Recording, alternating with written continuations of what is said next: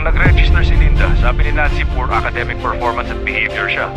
Pero ang nakuha score ni Linda ay 719. Highest scorer. Hindi sana mababa ang score ni Nancy kung parehong education level ni Linda. Kung may star student lang ako tulad niya. Promoted na ako ng vice principal. Baka pwede siyang palipatin sa klase ko. Makakahiya. Paano nangyari yun?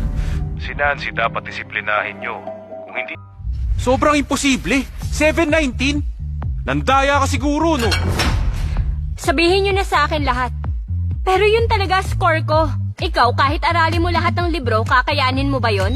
Aba, hindi mo afford magpa-tutor? Di ka makapag-aral dahil sa trabaho? Oo, kaya pinilit ko talaga mag-aral maigi.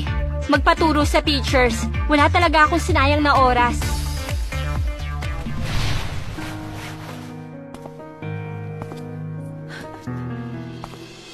Sorry, Linda.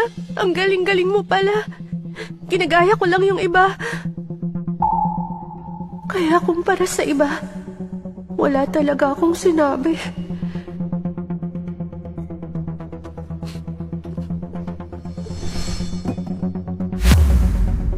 Sorry na talaga.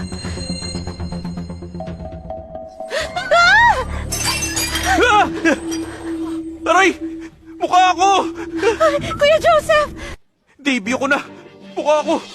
Paano na? Tanungin mo yung kapatid mo. Di ba siya yung may pakana ng lahat? Kuya Joseph, sorry! Kasalanan ko to! Hindi, okay lang. Tama. Hindi mo kasalanan. Kasalanan mo.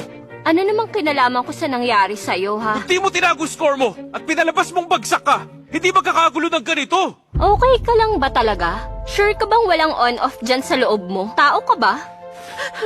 Kuya Joseph, sorry talaga. Kasalanan ko kung bakit nasugatan ang mukha